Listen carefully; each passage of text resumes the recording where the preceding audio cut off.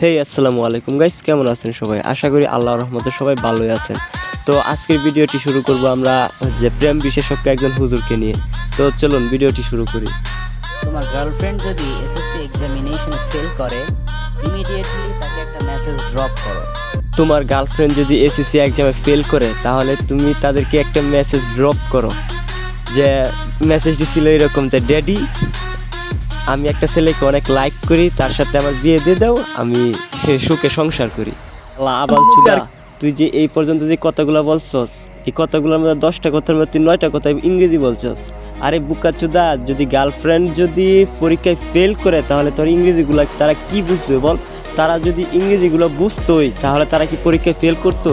শালা বুকা চুদা, একটা কথা কি জানোস? তোরা যদি কোনোদিন আমার সামনে পাই, তাহলে আমার পায়ের যে স্যান্ডেলগুলো আছে না, সবগুলা স্যান্ডেল তোর মুখে মারবো আমি। শালা আবাল, তুই এইসব তুই কই থেকে আনছস ভাই? কোন হাদিস থেকে আনছস? তুই প্রেম যেখানে ইসলাম বলে যে বিয়ের আগে কোনো ছেলে মেয়ের বন্ধুত্ব হারাম, সেখানে তুই কি করে এই মেসেজটি দেস যে গার্লফ্রেন্ড যদি ফেল করে পরীক্ষায়, তাহলে তার বাবাকে গিয়ে বলতো যে আমার দ্বারা আর পড়াশোনা হবে না, আমাকে বিয়ে দিয়ে দাও। তুই এটা কেমনে বললি? তুই তো তোরে তো মানুষ হুজুর বলে ডাকে না, তুই হুজুরের সম্মানটা কোথায় রাখলি আমাকে বুঝা। কি বলছিস তুই? তুই কয়েকদিন পর পর এক একবার এক এক সময়ে তুই এক এক ধরনের মেসেজ দেস মানুষকে। তুই এই মেসেজগুলো কই থেকে আনছস? এই মেসেজগুলোর প্রমাণ কি? তোর কাছে কোনো প্রমাণ আছে, হাদিস আছে যে এইগুলা ইসলাম ধর্মে হালাল? তুই তুই কি আসলেই ইসলাম ধর্মের? তুই কি আসলেই হুজুর, নাকি তুই ওই যে আমেরিকান নট স্টাইলের কোনো হুজুর? হ্যাঁ, তুই আমাকে এটা তুই কি বললি ভাই? তুই যদি আমার এলাকার হইতি, তাহলে তুই বুঝতি। তুই আমার এলাকার হইলে তোরে আমি এখন আছে না রিমান্ড কি জিনিস, পুলিশে কি রিমান্ড দিব তোরে আমি বাইরে মারালাম। ও শালা কুত্তার বাচ্চা, শালা মাদারচোদ। শেষমেশ তোদেরকে একটা কথা বলি, শুন। তোরা পৃথিবীর শ্রেষ্ঠ একটি ধর্মের, যেটা হচ্ছে ইসলাম ধর্ম, তোরা প্লিজ আর ইসলাম ধর্মটা নিয়ে খেলিস না। হইতে পারে আমরা ইসলাম ধর্মের সমস্ত নিয়ম কানুন মানি না, কিন্তু ইসলাম ধর্মেরকে আমরা অনেক ভালোবাসি, বুঝছ নাই? তো ইসলাম ধর্ম নিয়ে যদি কেউ খেলাধুলা করতে চায়, তাহলে তাদেরকে কিন্তু আমরা ছাড় দিব না। তুই আজকে জাস্ট আমার একটা রোস্টিংয়ের একটা পয়েন্ট ধরে দেখাইলাম। নেক্সট টাইম যদি তুই কোনো ধরনের উল্টাপাল্টা মেসেজ দেস, তাহলে রোস্টিং কি তোর বাসা থেকে আইনা চুদাবো তার বাচ্চা। আর কিছুদিন আগে একটা মাদারচোদ বলছিল না যে তোমার যদি কোনো মেয়েকে ভালো লাগে, তাহলে দেশ এনাফ পরেও তুমি তাকে বিয়ে করে ফেলেও। এরপরে আরেকটা কথা বলছিল যে সে কেমনে জানি কথাটা বলছিল ভাই, সঠিক মনে নাই। তো আমার তো ভাই যে সানি লিওন আফা, এরপরে সে মিয়া খালিফা, ওদেরকে দেখলে ভাই আমার হার্টবিটটা কাঁপে, বুঝছেন? ওদের যে ভিডিওগুলো দেখি যদি, তাহলে আমি নিজেকে কন্ট্রোল করতে পারি না। তার মানে কি আমি ওদেরকে বিয়ে করব? শালা মাদারচোদ। ওদের যে কান্না মাখা যে কথাগুলা, কান্না মাখা যে ভিডিওগুলো আছে, এই ভিডিওগুলো দেখলে তো আমি নিজেকে কন্ট্রোলই করতে পারি না। তখন আমি কি করব? তার মানে কি ওরা ভালো মেয়ে? ওদেরকে দেখলে আমার হার্টবিট কাঁপে, তার মানে কি ভাই যে ওদেরকে আমি বিয়ে করব বা ওদেরকে নিয়ে আমি স্বপ্ন দেখব?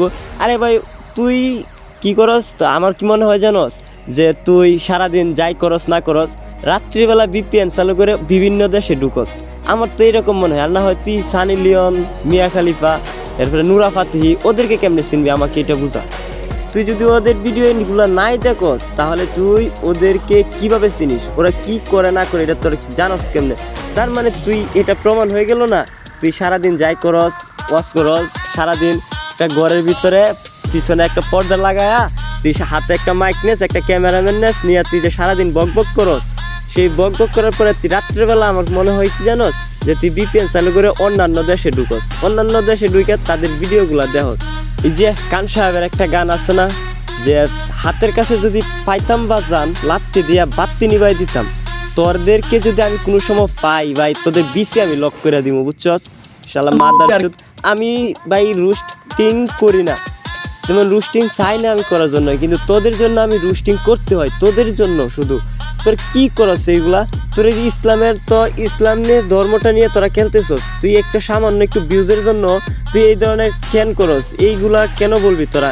ভিউজ কি ভাই? এই ভাই, তুই যে পড়াশোনা করে হুজুর হইছস, পড়াশোনা আমার তো মনে হয় তুই পড়াশোনা করস নাই, তুই বিভিন্ন যে হুজুর আছে তাদের থেকে দেখে স্টাইল কপি করছস।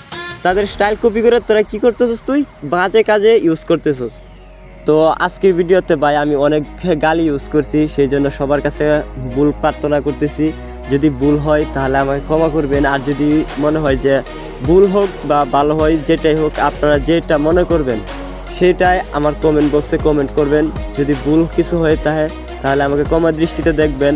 আর এই ধরনের মাদার চুক্তি আমি কখনো ছাড়বো না, আপনারা আমাকে সাপোর্ট করেন বা না করেন, কিন্তু এই ধরনের মাদার চুক্তি আমি কখনোই ছাড়বো না। এই ধরনের মাদার চুক্তি আমি কুত্তা দিয়ে চুতাবো।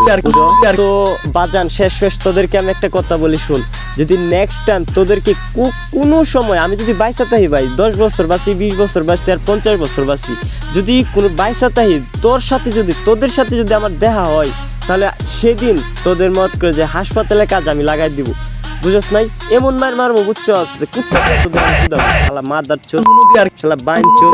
আমি রুস্টিং করি না, রুস্টিং করলে আমার মুখ দিয়ে গালি বাইর হয়ে যায়, সেই জন্য রুস্টিং করি না। আর তোদের মতো হুজুরকে যদি আমার গালি দিতে হয়, তাহলে সাধারণ মানুষকে যে টিকটকার মিকটকার দিতে আছে প্রতিবন্ধী, তাদেরকে আমি কি বলবো? তাদেরকে আমি কিভাবে গালি দিব যদি তোদেরকে আমি গালি দিতে হয়? তোরা কি? তো যাই হোক, আজকের মতো ভিডিওটি এই পর্যন্তই। সবাই ভালো থাকবেন, সুস্থ থাকবেন। আল্লাহ হাফেজ।